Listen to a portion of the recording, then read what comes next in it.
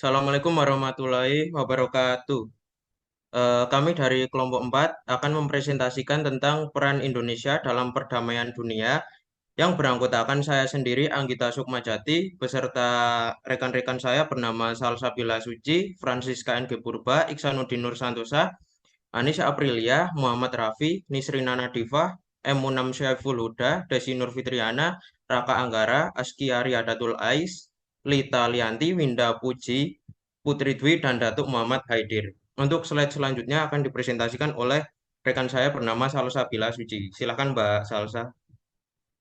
Baik, topik yang akan dibahas dalam presentasi kami kali ini, yang pertama ada politik luar negeri Indonesia, yang kedua hubungan internasional, dan yang terakhir organisasi internasional.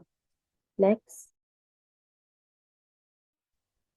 Topik yang pertama adalah politik luar negeri Indonesia, di mana politik luar negeri Indonesia ini mengandung prinsip bebas aktif, di mana makna dari bebas itu adalah mengandung pemahaman bahwa bangsa atau negara Indonesia memiliki hak dalam menentukan penilaian dan sikapnya sendiri terhadap masalah-masalah di dunia dan bebas dari keterkaitan pada salah satu blok kekuatan di dunia. Sedangkan makna dari kata aktif sendiri adalah bangsa Indonesia secara aktif dan konstruktif berupaya memberi sumbangan demi tercapainya kemerdekaan yang mutlak di seluruh penjuru dunia karena sesuai dengan pembukaan Undang-Undang Dasar 1945.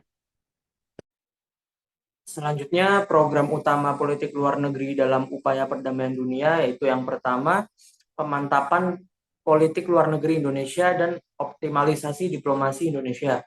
Dalam penyelenggaraan hubungan luar negeri dan pelaksanaan politik luar negeri yang bebas aktif, tujuan pokok dari upaya tersebut adalah meningkatkan kapasitas dan kinerja politik luar negeri dan diplomasi dalam memberikan kontribusi bagi proses demokratisasi, stabilitas politik, dan persatuan nasional. Yang kedua, peningkatan dalam kerjasama internasional yang bertujuan memanfaatkan secara optimal berbagai peluang dalam diplomasi dan kerjasama internasional, serta penegasan komitmen terhadap perdamaian dunia yang dilakukan dalam rangka membangun dan mengembangkan semangat multilateralisme dalam memecahkan berbagai persoalan keamanan.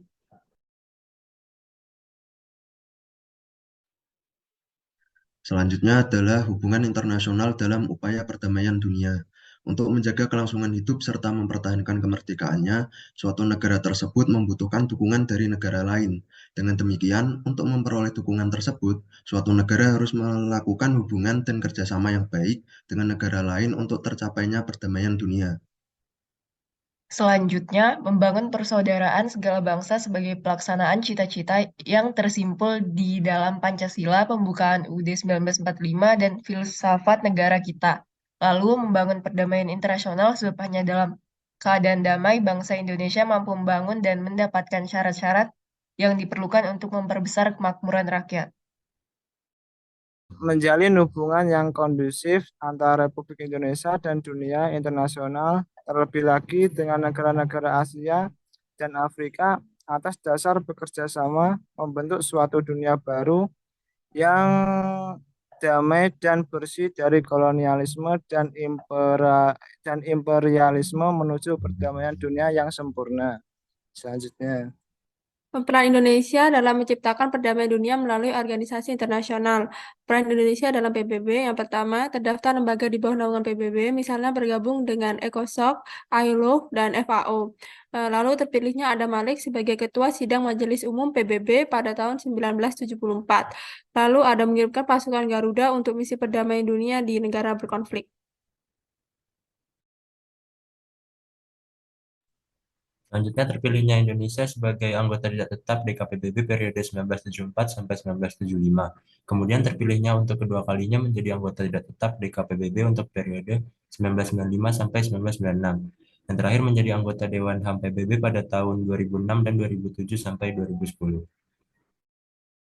Kemudian peran Indonesia dalam ASEAN yaitu berpartisipasi sebagai penyelenggaraan konferensi tingkat tinggi atau KTT, diantaranya sebagai tuan rumah KTT ASEAN pertama di Bali pada tanggal 24 Februari 1976, kemudian juga tuan rumah pertemuan non-formal pemimpin negara ASEAN pertama pada 30 November 1996, serta sebagai tuan rumah KTT ASEAN ke-9 pada tahun 2003.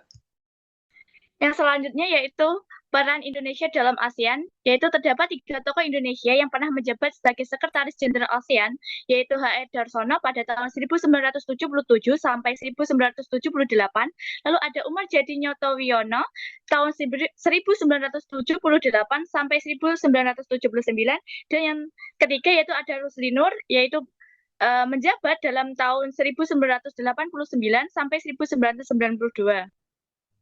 Selanjutnya yaitu peran Indonesia dalam gerakan non-blok.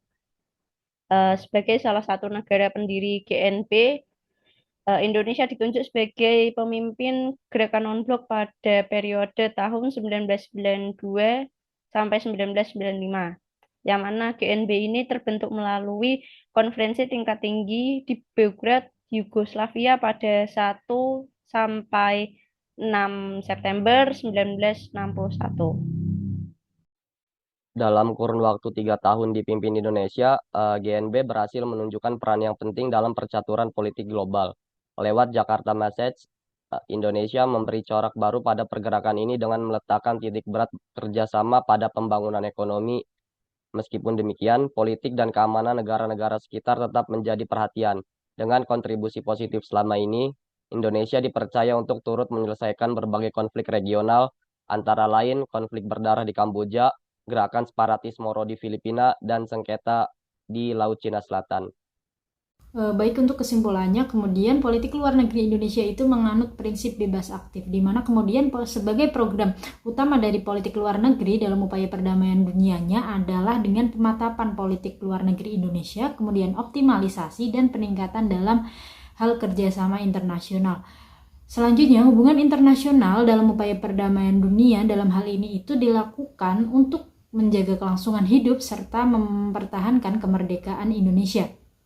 Dan dalam kurun waktu 3 tahun dipimpin oleh Indonesia, GNB berhasil menunjukkan peran yang penting dalam kancah politik global, yakni dengan kontribusi positifnya selamanya.